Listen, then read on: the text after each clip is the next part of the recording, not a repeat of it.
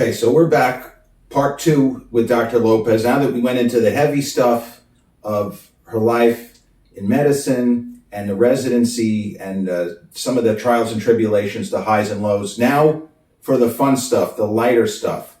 When you're not working, when you're not studying, when you just want to do things that are fun, you have an off day, you're allowed to say you love to sleep late. Everybody says that. So what are some of your favorite TV shows?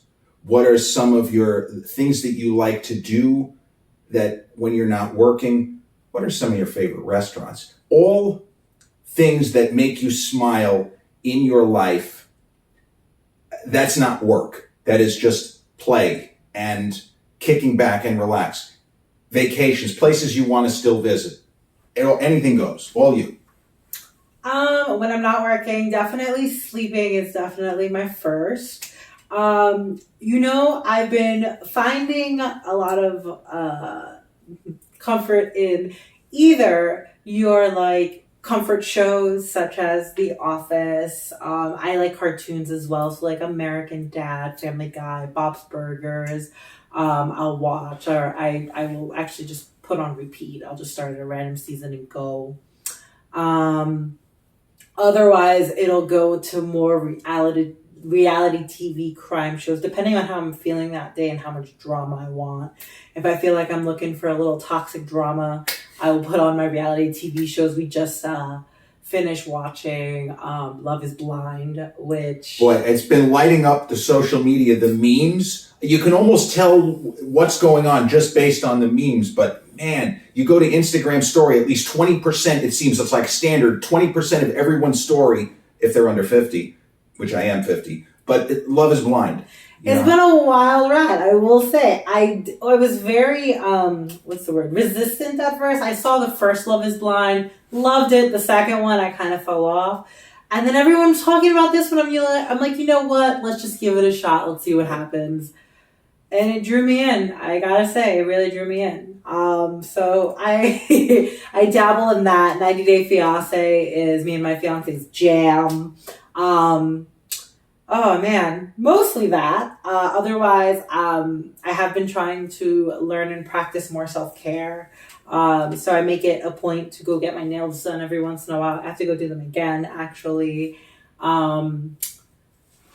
Shopping. I'm not a big shopper, but I do like perusing the mall and getting like the little Auntie Anne's pretzels. Those are really good.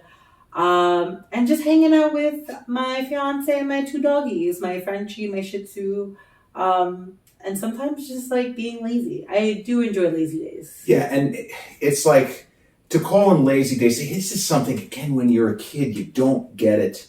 And I remember being a little kid and Sundays, presumably this is during tax season, when you're 6 years old, you're not thinking in terms, okay, my father, he's a CPA. He's worked 6 days. He's commuted 2.5 hours at least back and forth. He's exhausted. Let him sleep. Let him do what he wants. Come on, Dad, you're going to get up. You're going to do something. Being lazy after you've put in a 70-hour work week, you're allowed to be. Don't listen to 6-year-old me being a little fucking pain in the ass. But the self-care thing, this is all very important because we all know people. There are some people who work a ton of hours because it's just the way it is. And to be a resident, there's no easy way to do it. It feels like the program is set up to beat you down and make you question whether you're in the right field or not. But when you have time, you have to, if you feel like sleeping, fucking sleep. If you feel like laying in bed all day, goofing around on TikTok, also great. It's whatever you want to do. When you're putting out so much of yourself every single day, I get it. I really get it. I wish that I hadn't been jumping on top of my father at age 4 and trying to wake him up. He seemed like an old man. He's like 36 at the time. Hey, come on, Dad. Get off of him. Get out of here. You just wanted to spend time with him, though. Yes, right. You can't blame baby the idea of it is it didn't come from a negative place, but it came from a place of not really having the understanding, the awareness, or to be old enough to understand or be aware. Yeah, he's still a very young man, but he's fucking exhausted. It's not so easy to do that. Sometimes you just need to sleep or watch a Yankee game, whatever it might be. So with the animated shows, not anime, but the animated shows, a lot of them are, it's like I'm familiar with Bob's Burgers. It is, yeah, technically Family Guy and Bob's Burgers, they're both animated shows, but you couldn't have two shows that have any less in, they are so different, even though the basic structure, father, wife, kids, but you enjoy both of those shows. And you don't have to say equally or not, but what is it about Bob's Burgers in particular that works for you? What is it about Family Guy in particular that works for you? And you could throw American Dad in, because you mentioned it. Absolutely. I think, wow, Family Guy and American Dad are raunchier, so I can get the more inappropriate jokes and have a chuckle without having to really care about how censored it is. Also, I think the plot lines are just so silly that it's literally just entertainment. I find Bob's Burgers more cute. And I think there's just more wholesomeness in Bob's Burgers, whereas your Family Guy, American Dad are supposed to portray the typical dysfunctional American household. Bob's Burgers more portrays your typical small town, family just getting by, working hard. And despite their challenges, still always coming together as a family at the end. And I just think some of the jokes are very clever. And just there are little moments in Bob's Burgers where it's just a wholesome, very cute. It's interesting because, as I say, I'm familiar with these shows. Maybe not, maybe not as familiar, but I've certainly seen enough episodes, but I would not have immediately said that was a difference. But, you think about it, the Bob's family, they all love each other. And there is not the consistent kind of pernicious antagonism of a character like Stewie Griffin, screwing around, or the stuff in American Dad where everybody wants to kill a fish, and it's just there's a lot of real nastiness, comical nastiness, but still there's a kind of an angrier tone and edge to the humor, where Bob's Burgers does have that very gentlemanly type stuff, and even when Bob gets in deep, or how he does that, there's more sense of hopefulness. It's not nihilistic. Because I would say certainly Family Guy, as it's gotten, you start running out of ideas, so you just go crazy. It's like with Rick and Morty. People into that show will say it's gotten more and more bent. You run out of ideas, so you start going into areas you never imagined. So when Family Guy first started, the character of Stewie Griffin was the reason why the show didn't last in its first iteration, because it was such you can't have a character like this. Well, like what? Well, a gay baby who wants to murder his mom and take over the world? Are we paying attention? That's pretty crazy shit right there. But, every show has a kind of a niche. And Family Guy was anything goes. That we're breaking the fourth wall. We're doing stuff that no other show has done before. And they're continuing to try to, where each episode, there's very few episodes where it's just, okay, the family and Peter Griffin and Peg, whatever, something crazy always happens. Aliens, Peter has an affair, whatever it is, or the daughter. There's so many inappropriate. It's pretty amazing it's lasted as long as it has, as inappropriate as it is. And meantime, The Simpsons is on how many years? I was 13 years old when The Simpsons started. That's a really long time ago. So how did that show manage to stay fresh? I was never really into The Simpsons. So in general, if you're going to watch a movie, okay, let me phrase it this way. Which genre, which type of movie, if there's a new one coming out that you're told is great, is there a particular genre that you would want that to be in? You always look forward to the next great. Oh, my horror gore. Okay, horror and gore. Yes. You know, and I consider myself, well, I kind of am. I shouldn't cut myself short. I know a lot about the horror genre, going back to the silent period. I really do. But I don't like torture porn. I don't watch the Saw movies. I saw the first Saw movie, which the first hour I liked, and then to me it went off the rails. Saw, Final Destination, Hostel, not for me. Just not for me. Okay, what's the last horror movie you saw, like a recent movie that really worked?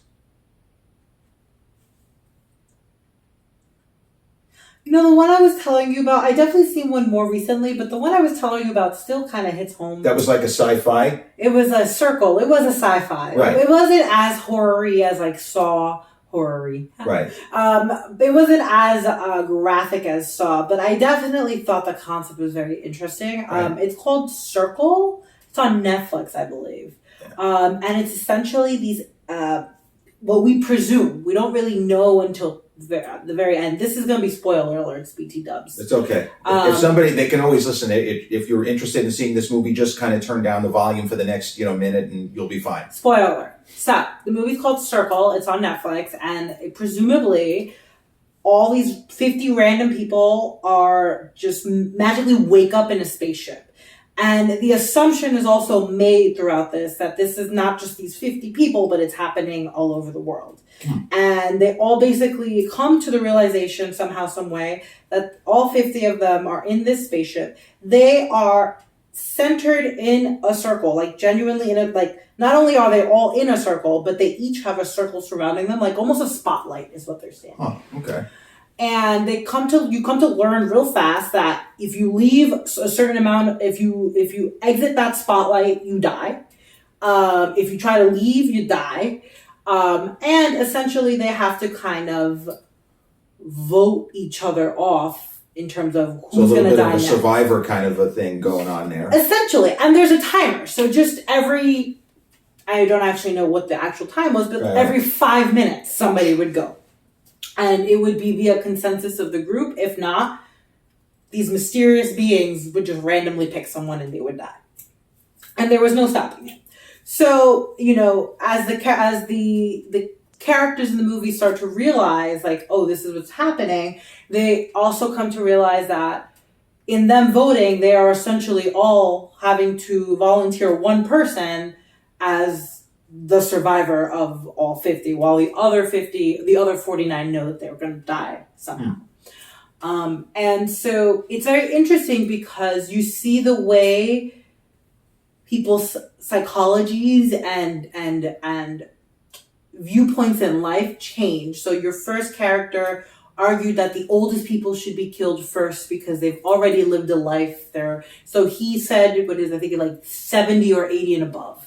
And so, most of the group were like, yeah, let's do that. So they saved themselves maybe 5 minutes or 10 minutes because they were able to kill out all the old people. Right. Then when the same character suggested, well, let's go a younger age, let's try, the age of, 50 and above, now you had a larger population of 50-year-olds who are like, whoa, we're not going to do that.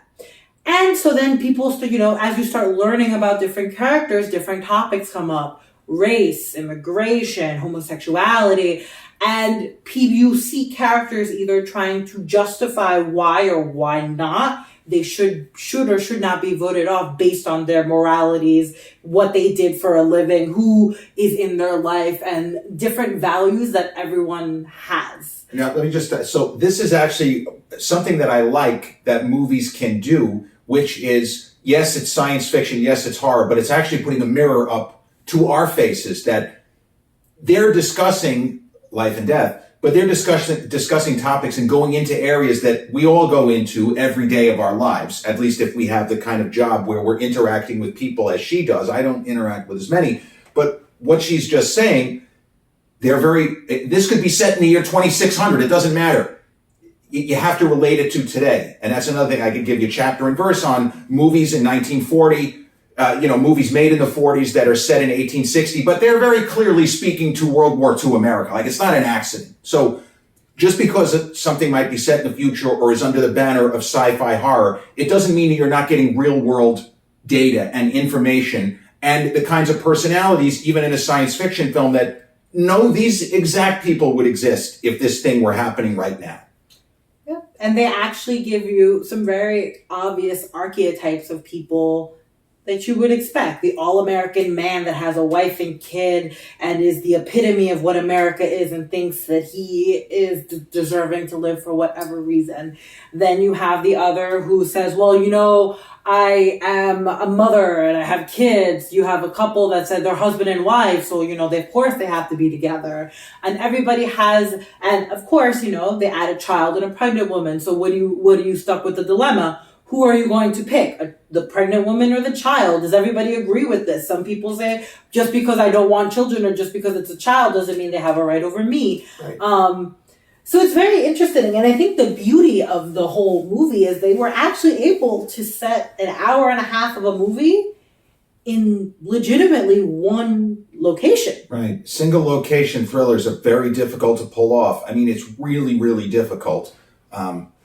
Because normally the audience wants to, it might as well be a stage play. That's the thing where sometimes when they adapt a play to a movie, the question is, well, they're going to open it up or is it going to feel like a stage play on screen? And there have been good examples and bad examples. American Buffalo, one of David Mamet's best plays, they made a movie. I was excited at Dustin Hoffman, Dennis Franz, and I watched the movie. They may as well have simply been on stage in a theater and set the camera up. They barely left this one tiny confined space. That's not really a movie. At least it didn't feel like it. But she's talking about the fact they managed to hold your interest where you're basically just seeing the same thing for 90 minutes. Essentially.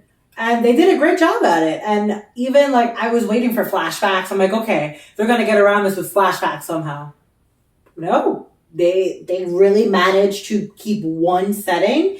And it was really just the characters they switched, the topics they switched, Right. And the different emotions. You had moments of sadness where everyone realized we're all dying, moments of hope where some people are like, all right, well, we can eliminate these people, and moments of like, what do we do? So I think that was one of my most favorite, one of recent ones I watched. Not Okay. it's not my horror gore porn, my horror gore, Right. I guess topic, but.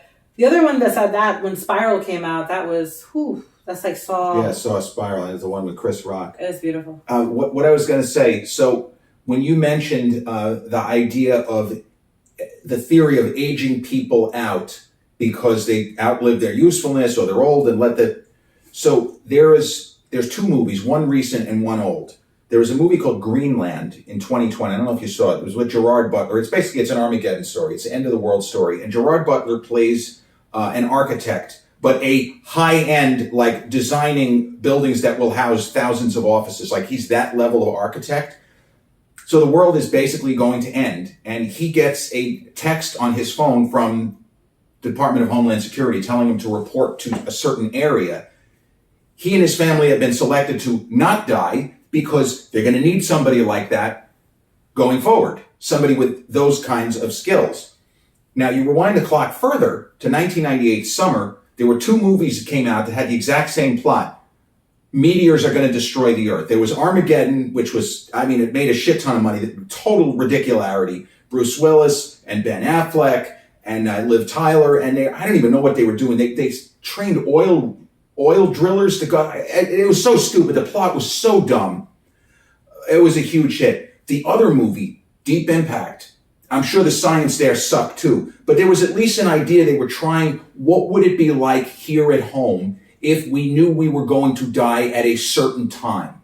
We have 3 months, we have 2 months, we have 1 month, whatever. So in the world of that film, that's the one where Morgan Freeman plays the president. Nobody ever looked more presidential than Morgan in that movie. He's perfectly cast. But they can only save a certain number of people, whether it's the United States or whether it's around the world. So Téa Leoni, who's kind of on the rise at this particular point in her career, she plays a young reporter who stumbles onto this conspiracy to keep people from finding out that we're all going to die. Breaks this story. And because she now suddenly is a famous person, well, they're going to save her. It turns out her mom, who was played by Vanessa Redgrave was a huge, famous, Oscar-winning, somewhat notorious British actress. But in the world of the movie, her mother is a famous artist, like one of the greatest living artists. So when Tay Leone visits with her mom and says, well, when do you report? Because they're not going to let her die. She's one of the greatest artists in the world. The mother says, they're not taking me. I'm too old. They're not taking me. I'm too old. Even though I put out art that would live on for eons, I've outlived my usefulness. That's it. Sweetie, you get to live, and I get to be swallowed up by a comet. Sorry. But that's, unfortunately, the kind of horrendous shit this movie that she's talking about, and the movie Greenland, where people are ready to kill Gerard Butler and his whole family simply because he has skills that they're going to need after everyone else is dead. It's such a horrifying concept. Even if it's not technically a horror movie, it's an end of the world movie. But you say to yourself, unfortunately, who gets to decide? Well, in the world of these movies, who gets to decide is the government. Whatever that is, that's who's deciding. Obviously a president of the United States is not going to die. Well, we let this guy go. Although in the movie The Day After Tomorrow, the same creative team that made Godzilla and 2012, in that movie, the vice president gets caught in the fucking storm and he's gonzo. See ya. Anyway. Okay, so that was a movie that really made an impression on you. Yeah. All right, so as far as, because Anna really loves to laugh when she's not working, can let the hair down, as they say. She can have a good time. When you think in terms of movie comedies, what kind of funny movie, because you mentioned The Office as far as TV, and Parks and Rec, but what kind of, because there are some people, Will Ferrell in Elf, that's their kind of movie, or Will Ferrell in Step Brothers, or, Talladega Nights, or like that kind of thing. Is there a particular sort of comedy movie that is more likely, of more recent vintage, in other words? I mean, have you found any recent comedies to be, even amusing? So the fact that she has to think for so long. Well, number one, it could be she just doesn't have the time, but also she you put something on the half hour. This isn't funny. I think the comedy I get from the animated things. Okay, but no, but that's, see, and it's the thing. I don't, and I hope that none of you judge people on what makes them laugh. Because what do they say? Dying is easy, comedy is hard. So if people find Bob's Burgers, the kind of more subtle humor of Bob's Burgers than the on your hitting you over the head Family Guy, There's that one, I don't even know what season, early in the show, where Meg, I guess the daughter, is complaining to her father that there was some boy that told her he loved her, so they made out for a little while, and then he said he didn't want to see her anymore, and she's crying, and Peter, instead of saying, you know what, sweetie, screw that asshole, he goes, it's okay, Meg. Meg, you are what we used to call a practice girl. That kind of humor. For some people, that's very offensive. I mean, but it is offensive. It's supposed to be offensive. It's supposed to be hitting you in the gut with how offensive it is. And you can either like it or not like it. As we say, all you got to do is not even turn it off, just don't turn it on. You know what you're getting with Family Guy. You're getting that kind of humor where the father is not really being very fatherly. He's dragging his own daughter and making her feel worthless. But that's part of the show. And for some people, that sort of exchange is a screaming laugh. And other people, well, that's not funny. That's not funny. All good. No judgment here. This is the Planet Fitness of podcast, the judgment-free zone. To each their own. To each their own. Exactly. To each their own. I think that, now do you have any shows or any movies? Is there anything pop culture-wise that you're looking forward to? Is something that's kind of come on your radar before we close the segment? Looking forward. Okay, is there an anime? Is there a new season of something that you might be looking forward to? Or a reality show that is getting renewed that you're excited for? Anything. I guess we're going to go with reality shows. They actually just finished the season, so I don't expect it to come on soon. But Which one? I haven't said it yet. Oh. They haven't finished it. I mean, they just finished the season, so I don't expect it to come back soon. But 1,000 Pound Sisters it's a journey. It was a good time. The most recent season, like you really like. I guess you've gotten to learn the characters over the years. So this season I guess hits you more, especially if you've watched it, because like you've seen each character develop, grow. You've seen their insecurities. You see them either elevate themselves or unfortunately end up in places where, they may not be in the best place in their life at that moment. Wow. All right. Well, I follow, this is so pathetic, but I follow Dr. Charles Proctor, MD. Now is that my 600 Pound Life or that's this one? So both. Okay. Because so what's the Dr. No? What show is him? 600 Pound Life is Dr. Now. Dr. Now. I'm sorry. Right. And then Dr. Proctor is, I think it's like My Big Fat Life or like my like. It's not My 600, but that was the show where there was the guy who was addicted to fast food and he lost a shit ton of weight and he had the surgery. I think that was 600 Pound Life. Okay. But like the titles are very similar. Like one is like My 600 Pound Life and one is like Over 600 Pounds. Okay. Something like that. I guess because we've all, I shouldn't say, but many of us have seen various episodes and there's all kinds of memes with Dr. Now. There was one really great one where it's a picture of him and then it's a picture of, it's not him, but it's presumably, it's someone who looks vaguely like him and they're like 20 years old and really, really sexy. And it said like Dr. Now, and then it was Dr. Then, like we're supposed to think it's the same guy. But then there's a meme where Dr. Now is saying something like, in his kind of heavy accent, by this point, 2 months, you should have lost minimum 98 pounds or some crazy amount. Like whatever it is, it's not good enough for that guy. But what I liked about Dr. Proctor is that he didn't come across like a guy who was on a reality show or a show where we're making fun of these people because they're different. I never got that sense. I got the sense of a guy, and I understand playing for the cameras maybe, but he wanted to help these people. And not just from the surgical aspect, but from helping them understand bariatric surgery is only part of the journey here. You need to get that. And Dr. Now, in his crotchety way, is also getting that across. It's not just about the surgery. It's about lifestyle change, mindset change, and all of that kind of stuff. Some people need tough love. Some people need TLC. Right. Everybody has their different way of motivating. And some people have found it in Dr. Now. Some haven't. Some people have found it in Dr. Proctor. Some haven't. Right. Some people will find it in any different doctor they go to. Yeah, absolutely. All right. Well, I think that we are done recording. We have 2 segments, both of which I think are really good. This is a good time. Yeah. Doctor, I want to thank you very much for agreeing to come on because you could have said, "Oh, I don't want to do this." So I appreciate you trusted me enough to do this. It's always a pleasure. Absolutely. And we had a blast. And if you've caught both episodes, but especially this is segment 2, on the YouTube channel of episode 119 of the Confessions of a Not So Dangerous Mind podcast, don't forget to click like, subscribe, comment, turn on those notifications. Or if you listen to this on the audio platforms such as Spotify or iTunes, click like, subscribe, and turn on those notifications. I'll be back solo for episode 120 real soon. Say goodbye. Bye. Peace.